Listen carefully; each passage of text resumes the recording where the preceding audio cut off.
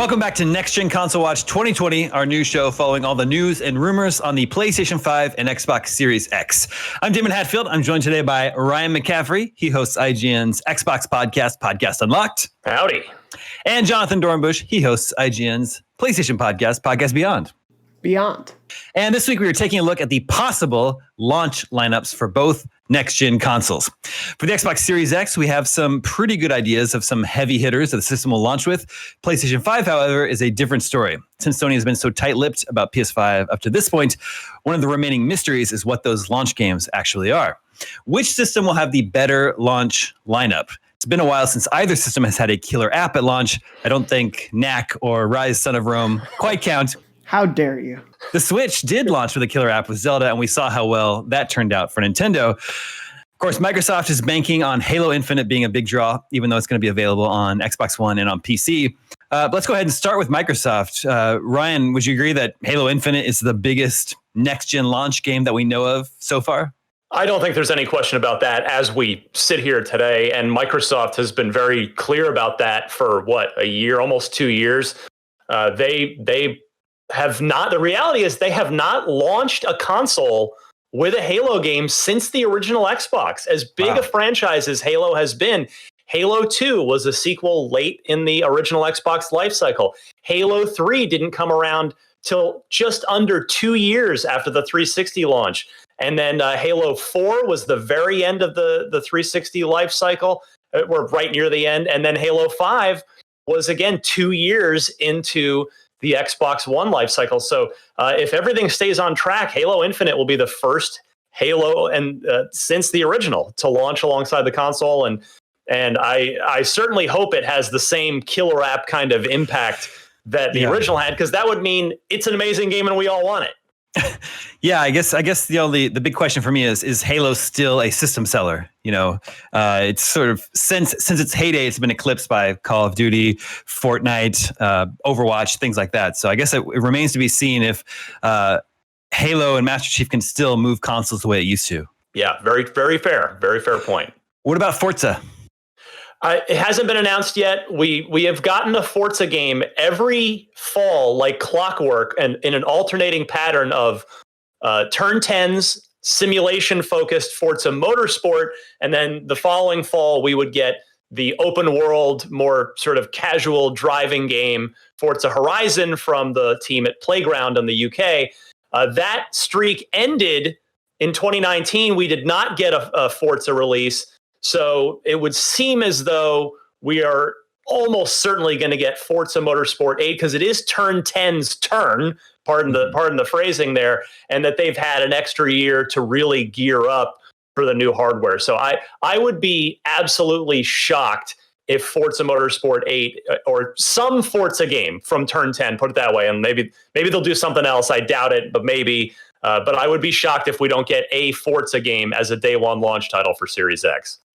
Right. So Halo Infinite, a likely Forza game. Anything else from Microsoft that you would assume would be there at launch? I had thought yes, but after interviewing Phil Spencer, 2-3 weeks ago, he was also on this show. But when we talked, I think it was on Unlocked. I can't keep the interviews straight between this show and that one, but he had said, hey, we don't really want to necessarily have 8 games on launch that just get buried. We'd rather have a steady flow. So based on what his response to that was, I think from first party, it's just going to be Halo and Forza, but we'll see other first party games shortly thereafter, maybe, right early in 2021 after the, whatever it's going to be, October or November launch of the system. That's my take on it.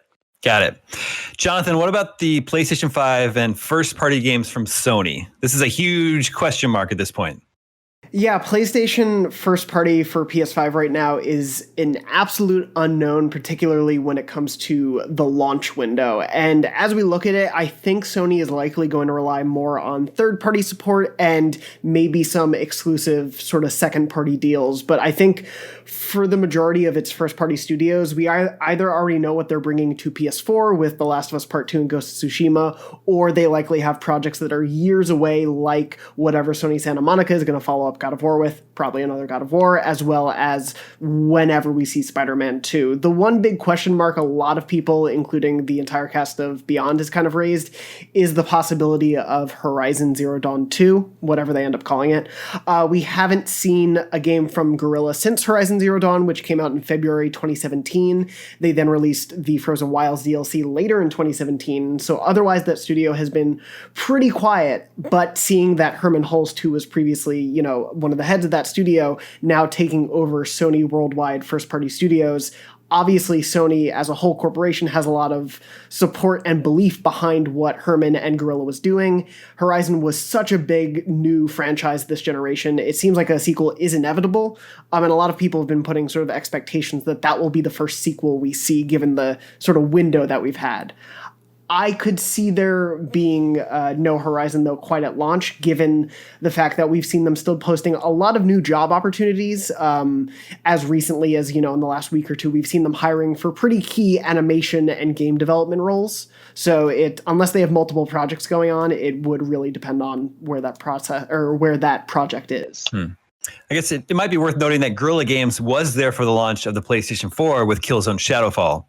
Yes, yeah, they had Killzone Shadowfall, and then Sony also had Knack at launch. But that was really all they had put into the first-party support at large at the PS4's launch. And in terms of their PS4 support afterward, they've played it pretty quietly during fall releases. Obviously, this is different given that it's a new console launch, but they've put a lot of their games out mostly in the first half of years.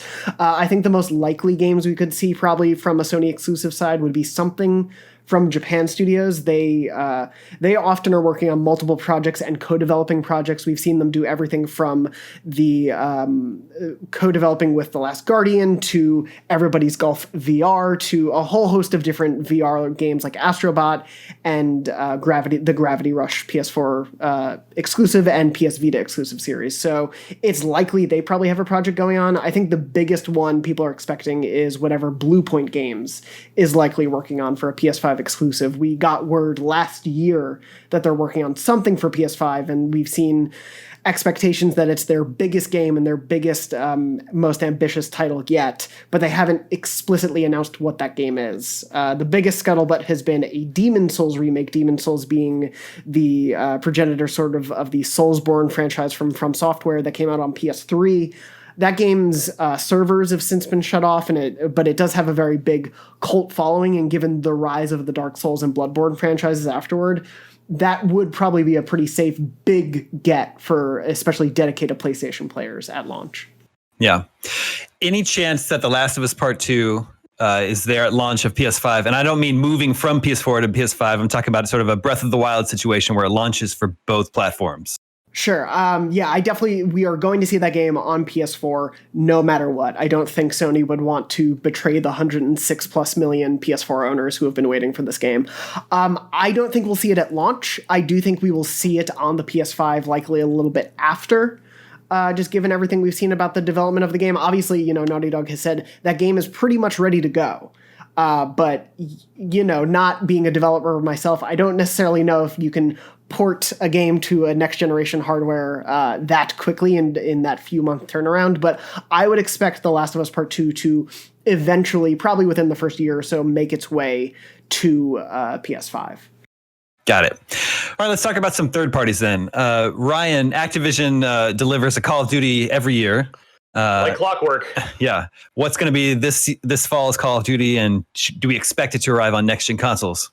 Well, per a report, I believe it was late last year from Kotaku's Jason Schreier, that game is apparently Call of Duty Black Ops 5. Sledgehammer has been kind of sidelined a bit, and rather than the 3 studio going once taking a turn, and so we get a different game every 3 years from the 3 Call of Duty studios, that is seemingly back to Infinity Ward and Treyarch, and we just had an Infinity Ward ship the Modern Warfare reboot, which was very good, and now evidently Treyarch is coming back off of Black Ops 4 and into Black Ops 5, which, per his report, will have a campaign in it, which is good news for me. I'm all about good campaigns in my first-person shooters.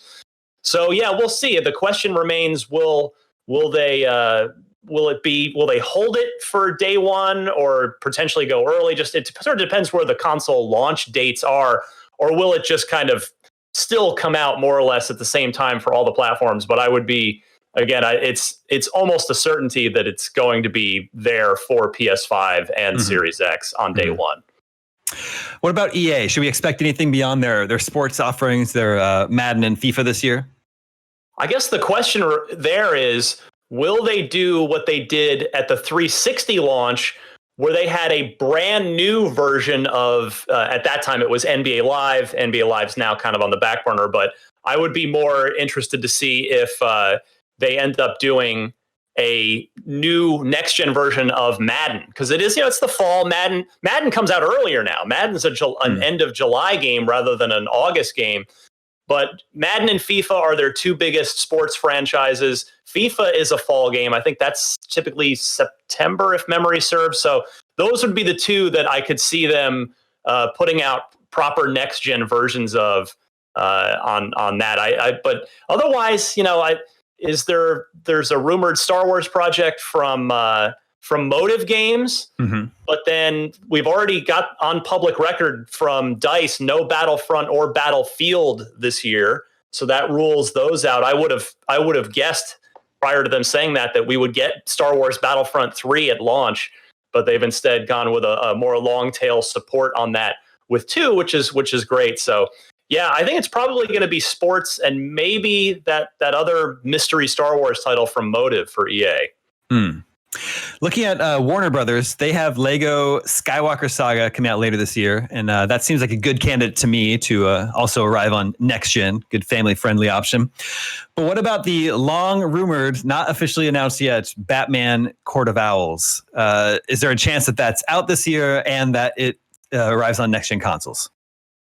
I would sure love if that were true. That and their rumored, though never confirmed, also Harry Potter game. WB is one of, I think, the biggest question marks because they have the rights to so many big multimedia franchises, whether it's Harry Potter or the DC catalog or the Lord of the Rings, but we don't really know officially what's been going on with them. I wouldn't be shocked if we see one of those games coming out this fall. WB is no stranger to doing somewhat truncated announcement to release cycles. They did it with the Shadow of War, the second Middle-earth game. They revealed it and then released it in the same year. So they're no strangers to that. They had a quick turnaround with Mortal Kombat 11 as well. So I wouldn't be shocked if we get reveals. Kotaku also had that report that we were supposed to get a big WB press showing at E3 this year. We don't know what their plans are going to be now going forward, but I would not be shocked at all if we saw either Batman or Harry Potter. I don't think they'd put out both. I think that might be even too much. Right. But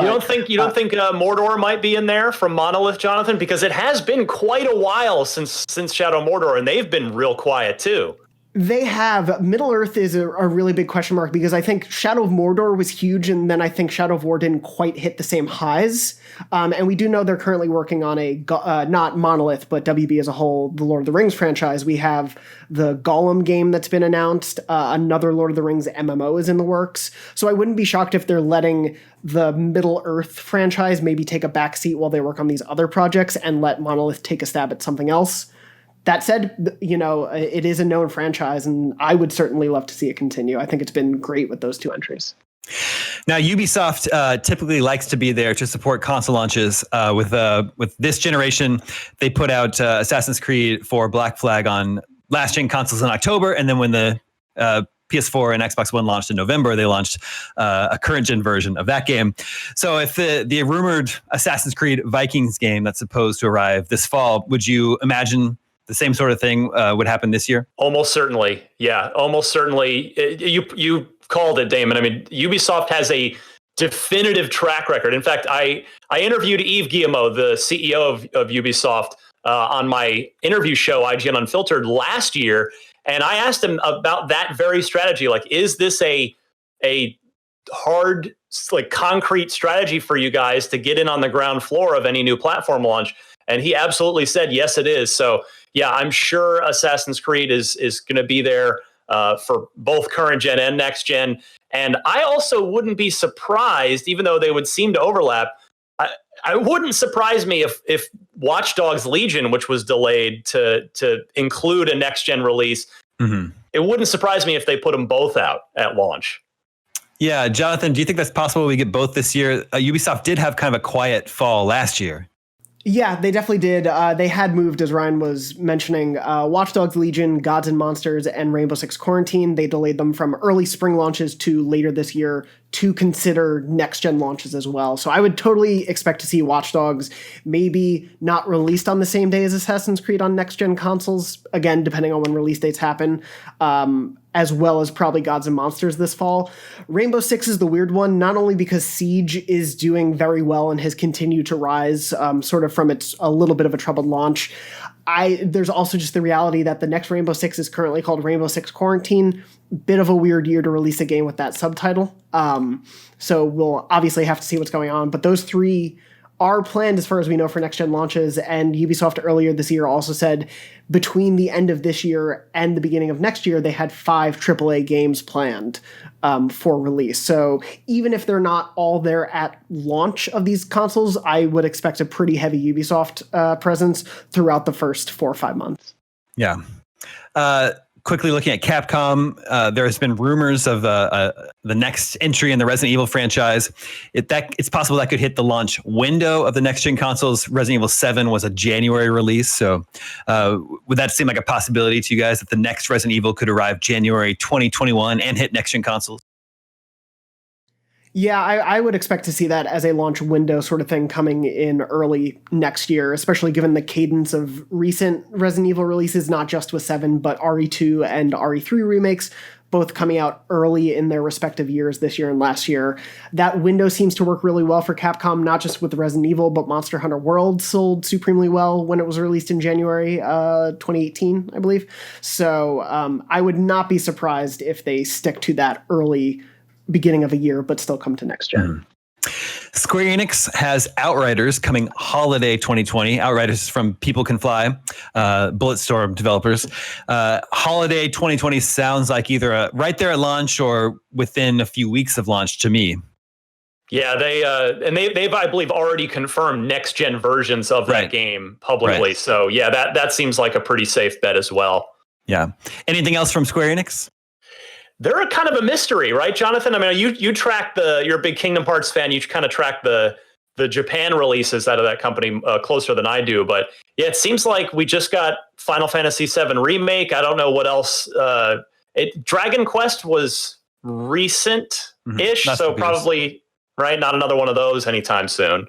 Yeah, they're a really interesting one, both because of their Japanese and Western devs that they have going on right now. I think with Remake, FF7 Remake being so prominent at the beginning of this year, I wouldn't expect anything too major from that side of the development pipeline to probably come to next gen at launch. A big question mark to me is what's going to happen with Marvel's Avengers, which was originally supposed to release in May, but has now been pushed on current gen to a September launch. But that is obviously meant to be an ongoing, continually updated game. And so that you assume is in the works for next gen already. When we see that, though, to me is a big question mark because you'll likely want as big a player base as possible for an ongoing game like that. And finally, Gearbox has Godfall coming late 2020, and that's been confirmed for next gen, so I would expect that. All right, well, dear viewers, we want to know which of these predicted launch games you are most excited about. Vote in our poll at IGN.com, and we will share the results with you next week. And speaking of when we might learn more about some of these games we're discussing, the ESA has officially canceled E3, so IGN is taking up the mantle to bring you tons of exciting new announcements, first look gameplay, interviews with your favorite developers, and more, starting this June with our Summer of Gaming event. You can look for our show segments with 2K, Square Enix, Sega, Bandai Namco, Amazon, Google Stadia, Twitter, Devolver Digital, THQ Nordic, and more as part of the showcase. We'll have more details here on Next Gen Console Watch, IGN's news, games, and more, and of course, IGN.com as we get closer to the Summer of Gaming event. Let's take a look at last week's poll results. Last week we talked about controllers, and we asked which Next Gen controller feature you're most intrigued by. And the winner was haptic feedback with 36% of the vote. And a close second was the adaptive triggers. 31% of you chose that as the feature you're most excited about. The other options were built-in microphone, PS5's create button, and the Xbox's hybrid D-pad. Jonathan, Ryan, which of these features excites you the most? I'm really excited personally at launch also for haptic feedback. It is one of those things that I think could go, the way of a gimmick or could become important to how people design games. But because it's going to be there at launch of the PS5 with the DualSense, I'm really excited to see what these first round of games developed with the haptic feedback that's in the DualSense, what they decide to do with it, because that can really set the benchmark for whether people decide to use it going forward or whether it becomes a really intermittently used feature. Yeah, I couldn't agree more. That's what I voted for in the poll as well. It's got the most potential, I think, of the features that we had in that poll of being like a meaningful, fun addition to next gen games. So I'm with Jonathan on that. I believe I actually voted for the create button myself, just because that seems to be like a big interesting question mark. We know they had the share button on the PS4 controller. They're changing it to create. I thought the share button was a really cool feature, so I'm excited to see what Sony's doing that for the PS5. But I'm definitely in the minority. That came in dead last with less than 6% of the vote choosing the PS5's create button. But that will about do it for this edition of Next Gen Console Watch 2020. Thank you, Ryan. Thank you, Jonathan. We will be back next Friday at 6 a.m. Pacific, 9 a.m. Eastern with more PS5 and Xbox Series X news. We'll see you guys then.